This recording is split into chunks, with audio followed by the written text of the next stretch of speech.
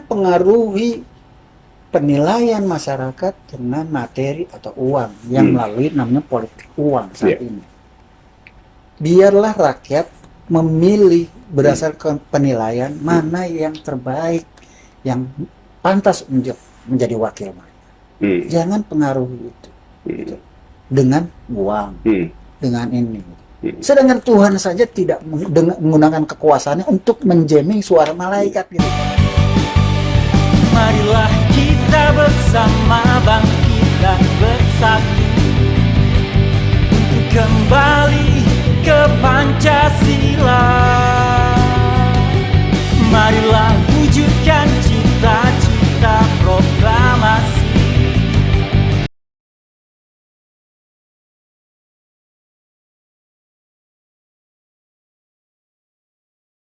Assalamualaikum warahmatullahi wabarakatuh.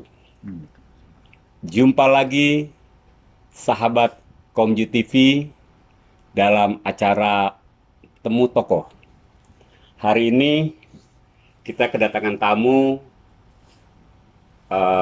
buat masyarakat Jakarta Utara, terutama buat aktivis Jakarta Utara. Beliau sudah tidak asing lagi, seorang tokoh politik yang juga konsentrasi di bidang pendidikan dan penelitiannya. Inilah dia, saya kenalkan, Dr. Sandi Suryadinata. Apa kabar, Bang? Salam Pancasila Progresif Revolusioner. Salam Pancasila Progresif Profesional. Luar biasa, Komju TV. Terima kasih, Bang Sandi. Sama-sama. Hari ini merupakan bagi kami, Bang Sandi, tamu yang sangat luar biasa. Karena pada hari ini kita mencoba melihat sebuah persoalan dinamika politik tanah air. Dinamika politik tanah air memang menurut kami sangat menarik, Bang, untuk dibicarakan dengan pasang surutnya persoalan-persoalan politik di tanah air ini, carut marut politik yang saat ini terjadi. Apakah mungkin ini juga menjadi salah satu penyebab daripada lambatnya proses pembangunan, baik pembangunan fisik maupun pembangunan mental?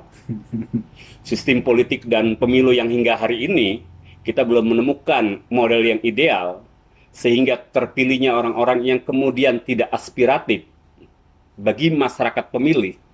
Ini persoalan-persoalan yang hari ini saya kira Bung Sandi ini akan mencoba mengupas daripada persoalan-persoalan yang kami suguhkan tadi. Jadi bagaimana, Bang, pandangan politik Bang Sandi saat ini terhadap situasi dan kondisi dan perjalanan politik bangsa sampai hari ini? Ini sebelumnya saya mau bilang yang luar biasa itu Komju TV ngundang saya gitu loh. Apalagi sampai dibilang tokoh politik masyarakat Jakarta Utara. Saya kadang-kadang mikir ketika saya diundang untuk temu tokoh di Komju TV, saya mikir ini nggak salah ngundang, ya kan? Aku ki sopo gitu kan. Mau dibilang politisi nyalak beberapa kali ya gagal terus gitu. Nah, ini ilmu padinya beliau kan.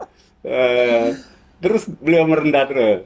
Ya, memang saya tuh sejak awal punya ketertarikan di bidang politik, karena bagi saya politik itu adalah hulu dari berbagai aspek kehidupan yang lain ya. Seperti betapa luar biasanya peristiwa politik alam semesta sebelum manusia diciptakan. Saya pribadi menyebutnya voice of angel. Voice of angel. Suara malaikat. Yes. Dalam surat Al-Baqarah ayat 30, ya kan? Itu kan ada disebutkan wa iz qala rabbuka lil malaikati inni ja'ilun fil ardi khalifah. Ini bukan tafsir ya. Bukan. Saya kalau tafsir saya ini bukan Ahli mufasir. tafsir. Nggak punya kompeten karena Iya. diprotes lagi sama Iya. teman-teman di Muhammadiyah apalagi Iya. atau di NU. Saya bukan menafsirkan, tapi saya menceritakan pelajaran yang saya tarik Iya. dari itu. Terbayang nggak sih gitu? Hmm. Tuhan, Hmm. Tuhan kamu, Tuhan saya, Iya. Tuhan malaikat itu yang menciptakan si malaikat. Hmm. Ketika dia mau menciptakan manusia, dia masih melakukan dialog Hmm. kepada malaikat. Hmm. Gue mau ciptain manusia loh sebagai penguasa politik di muka bumi, Hmm. sebagai khalifah perwakilanku di Hmm. muka bumi. Luar biasa. Iya. Bagaimana dalam keabsolutannya Hmm. dia masih membuka ruang dialog. Hmm. Apa yang abang tangkap dari pesan tersebut? Ya itu. Hmm. Ini kan kenapa saya sebut voice of angel? Iya. Yang luar biasanya malaikat menggunakan momentum itu Hmm. untuk menyampaikan suaranya. Hmm. Yang kalau kita dengar, Iya. mengapa engkau hendak jadikan manusia yang membuat kerusakan dan menumpahkan darah di muka bumi, padahal kami ini selalu memuji dan mensucikan. Coba, itulah voice of angel. Iya. Kan sekarang kita lihat aja, politisi modal 50.000, Iya. 100.000, Iya. terus orang harus ngasih suaranya ke dia gitu.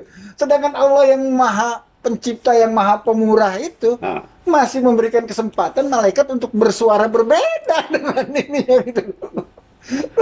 Itu kan Ah. ibrah, pelajaran yang sangat luar biasa.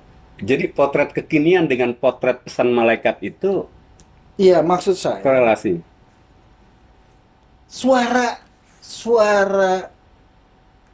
rakyat, Hmm. mbok ya jangan dijamming dengan uang gitu.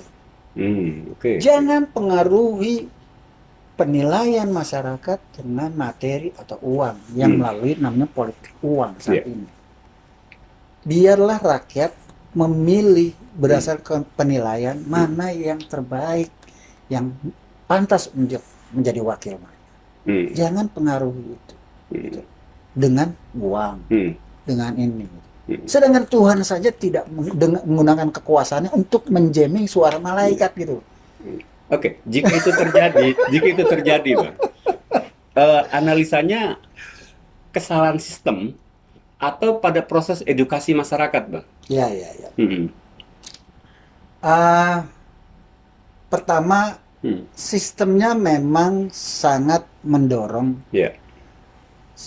politisi Oke. atau caleg Oke. untuk melakukan praktik politik uang. Oke. Ketika pemilih dipaksa untuk secara irasional melakukan tindakan memilih, Ya. padahal dia tidak kenal siapa-siapa yang pantas untuk dijadikan wakil, Ya. maka dia akan merasionalisasikan pilihan. Oke. Bagaimana dia merasionalisasikan pilihannya? Maka dia satu, itu direferensikan atau direkomendasikan oleh tokoh patron ataupun opinion leader di situ. Biasanya RT, mohon maaf ya, Pak Haji Irsad, Ketua Forum RT RW, biasanya RT, RW dan tokoh-tokoh lokal masyarakat di grassroots. Yang kedua, uang. Selalu narasinya begini, siapapun yang terpilih, kita begini-begini saja. Jadi ya lebih baik yang bayar, yang masih jelas gitu loh ada. Nah itu yang kemudian mendorong caleg, kan caleg pasti punya motivasi untuk terpilih kan. Kemudian dia lihat opportunity-nya, saya melihat pada pendekatan motivasi, opportunity, ability. Opportunity-nya ada pada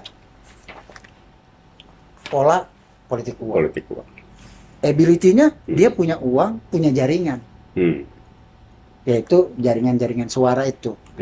broker suara itu. Broker. Broker. Wah, McLaren, peternak suara. peternak suara. Peternak suara. Kalau peternak masih mending Oh, iya. dia ini enggak, dia cuman jadi pengulak gitu, ngumpulin. Penggunaan aja. Terus nyari laba dari situ Iya, gitu. iya. Nah itu. Nah ini kan Hmm. hal yang kemudian sudah banyak dalam artikel saya terakhir saya buat, bahwa seberapa merusak sih yang namanya politik uang itu. Ternyata sangat merusak. Iya. Oke. Ya kan? Pertama, merusaknya apa? Politik uang akan menghalangi orang yang memiliki integritas Oke. untuk ikut dalam pemilu. Yes. Kenapa? Ya percuma aja. Dia orang yang berintegritas. Dia tidak mau melakukan kesalahan yang fundamental berupa membeli suara rakyat. Dia sadar, sedangkan Tuhan saja tidak mau membeli suara malaikat. Ini masa dia mau beli suara rakyat. Nah, dia tidak, akhirnya, tapi dia tahu kalau dia ikut dengan tidak mengikuti cara itu, dia tidak akan terpilih, maka dia lebih baik tidak ikut mencalonkan. Dampaknya apa? Maka dampaknya kehilangan peluang bagi rakyat untuk mendapatkan wakil yang berintegritas. Yeah. Yang kedua, seorang kandidat yang lebih memilih membayar suara daripada berkompetisi dengan benar, ya kan? Yaitu dengan menjual program, menunjukkan track record kepeduliannya terhadap rakyat. Kemudian dia sukses jadi anggota legislatif dari sana, atau jadi kepala daerah pilkada, atau saya rasa udah sampai ke semua level ya, sampai pilih RT RW jangan juga udah begitu ya. Mohon maaf sekali lagi, ya. Mohon maaf sekali lagi sama para penggawa RT RW. Saya tidak bermaksud menyamakan, ini cuma salah satu fenomena. Ini bedanya pilkada sama pilkada kan. Nah, kalau dia sudah berhasil dengan cara itu, kenapa dia nggak pakai lagi di bidang lain gitu? Ketika dia jadi ini, untuk mendapatkan, kita sudah lihatlah berapa banyak kepala daerah yang kemudian akhirnya masuk pakai rompi oranye, seragam politisi dengan gelang di tangan. Itu kenapa? Karena gue kemarin sukses kok, itu bikin gue terpilih. Sekarang gue pakai ini untuk meloloskan program-program gue. Kenapa gue pakai lagi? Dan banyak lagi semua. Dan yang paling berbahaya adalah munculnya norma baru, yang kalau kata Burhanuddin Muhtadi, new normal. New normal, bukan new normalnya terkait dengan COVID, tapi new normal dalam general action pemilu kita, yaitu pakai duit. Tapi Bung, seperti Bung tadi bilang, justru yang nggak pakai duit yang nggak normal. Masyarakat kan begini, masyarakat sudah apatis. Artinya tadi seperti Bung katakan, bahwa dia jadi DPR, dia jadi presiden, dia jadi menteri. Kalau gue tukang cendol, ya tetap aja tukang cendol, kagak berubah hidup dia. Masyarakat akhirnya seperti melihat begitu. Ya. Nah, ini keterkaitannya dengan konsep kenegaraan. Apakah memang ada kesejarahan bangsa kita sehingga dalam persoalan politik itu apatis, atau karena memang ini ada persoalan sistem yang saat ini sedang dilaksanakan? Ya, gini. Para aktor yang bermain di situ itu sangat adjustable ya. Mereka pasti akan bisa, sistemnya dirubah bagaimanapun, dia kan.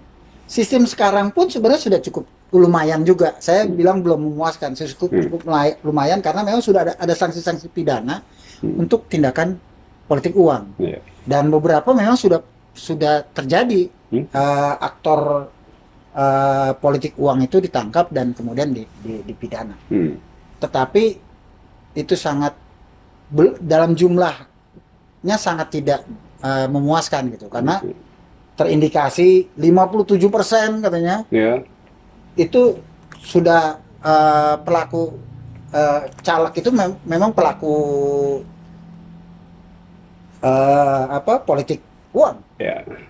Saya khawatir yang 57% ini semua yang jadi itu termasuk yang 7% ini. Ya kan? Malah ada yang melakukan politik uang yang nggak jadi. Ya karena semua pakai begitu, Iya. akhirnya ada yang nggak jadi. Mm-mm. Kalau yang nggak pakai politik uang, udah dipastikan nggak jadi. Artinya kualitas di sana, di Senayan sana, itu lebih mayoritas orang yang membeli suara atau karena kualitas mereka terpilih? Ya, Menurut pengamatan Bang Sandi hari ini, mereka ini masuk ke sana karena uang atau karena memang kualitas mereka? sebagai masyarakat ilmiah sebenarnya saya nggak boleh melakukan penilaian kalau nggak berdasarkan riset. Iya. Tetapi seperti diakui oleh Burhanuddin Muhtadi bahwa tidak mudah meriset hal ini karena Hmm. orang juga nggak, apakah orang akan memberikan jawaban yang jujur? Hmm. Iya loh, gue jadi kepilih karena gak pakai duit gitu kan, enggak gitu. Iya. Tetapi sekali lagi ini Iya. bukan satu hasil riset tapi penilaian awam saya. Mm-mm. Kan kita juga tahu ya kan. Di Jakarta Utara apa sih yang kita nggak tahu kan? Iya. Nah, bahwa ya hampir semua lah. Hmm. Hampir semua. Ada nggak riset yang sampai hari ini Almost melakukan riset begini? everywhere. Risetnya begini misalnya. Anda memilih calon anggota legislatif berdasarkan uang atau berdasarkan perkenalan atau berdasarkan A, B, C dan lain sebagainya. Nah, ya. Ada nggak orang yang melakukan riset? Kalau riset itu ada. Hmm. Kalau pemilih memilih berdasarkan uang, Iya. ada. Jadi ada dua kategori ini. Dia menerima uang, Oke. tetapi uang itu tidak menjadi preferensi bagi dia untuk memilih siapa. Oke. Gitu. Ada lagi, ya Iya. pilihan dia dipengaruhi oleh uang itu. Oke. Nah, kalau itu udah 33%. 33%. Sepertiga Ah, ah. pemilih itu memilih Berdasarkan uang. uang. Dan itu angka yang terus meningkat loh, gitu loh. Iya. Dibandingkan dari 2009, 2014, Ah. 2019. Ini yang memprihatinkan. Bisa jadi kemudian akhirnya 50-50%.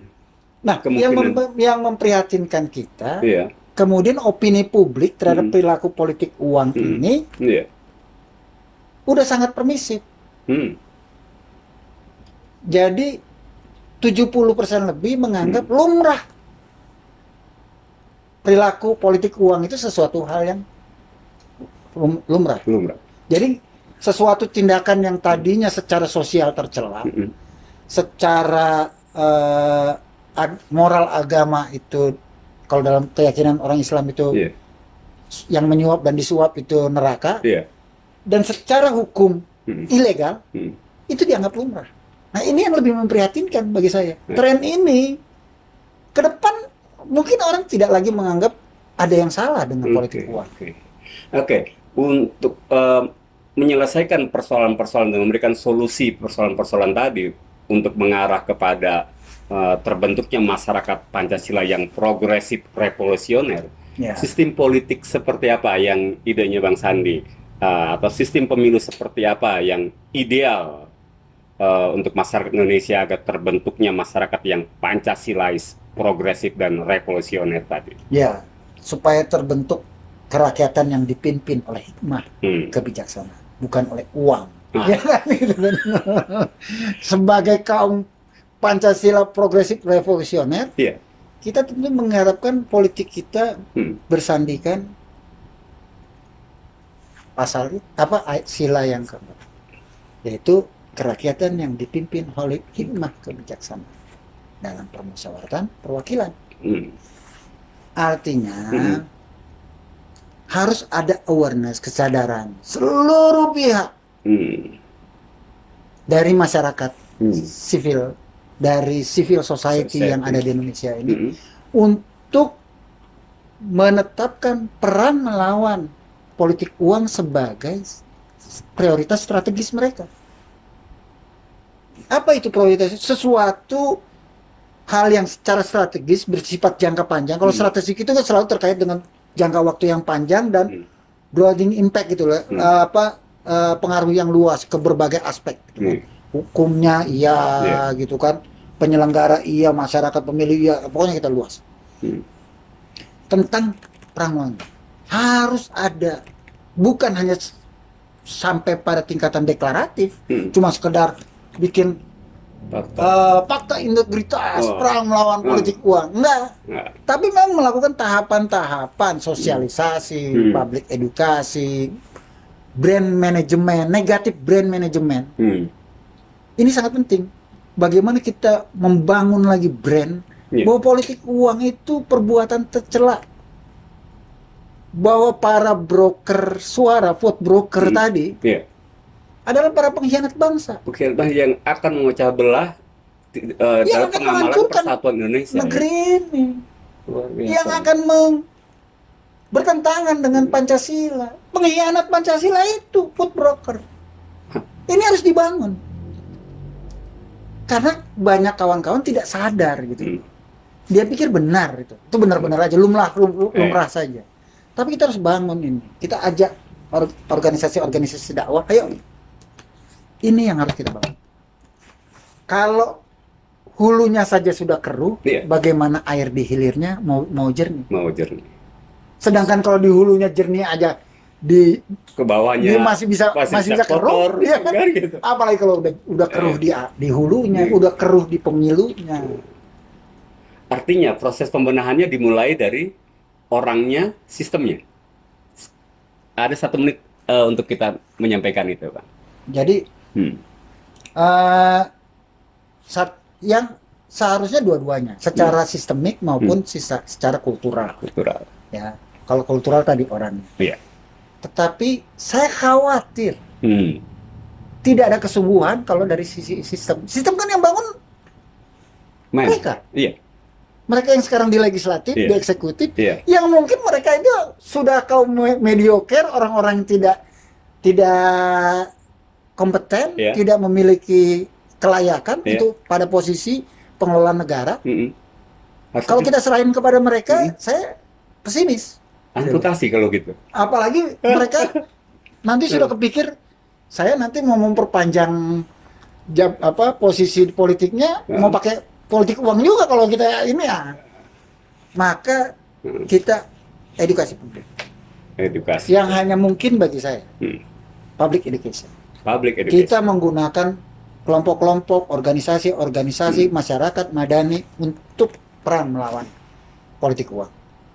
Kalau mohon maaf, kalau ya kita serahkan kepada fraksi atau ini, saya nggak yakin. Oke, luar biasa. Hari ini Komju TV betul-betul kedatangan tamu yang memang punya visi yang sama, Pancasila progresif dan revolusioner. Semoga dialog ini tidak putus sampai di sini, tetapi akan menjadi dialog-dialog, menjadi diskusi di tempat-tempat lain. Apa yang menjadi pemikiran-pemikiran dari Dr. Sandi Suryadinata. Terima kasih, Bung Sandi. Salam Pancasila progresif revolusioner. Assalamualaikum. Betul.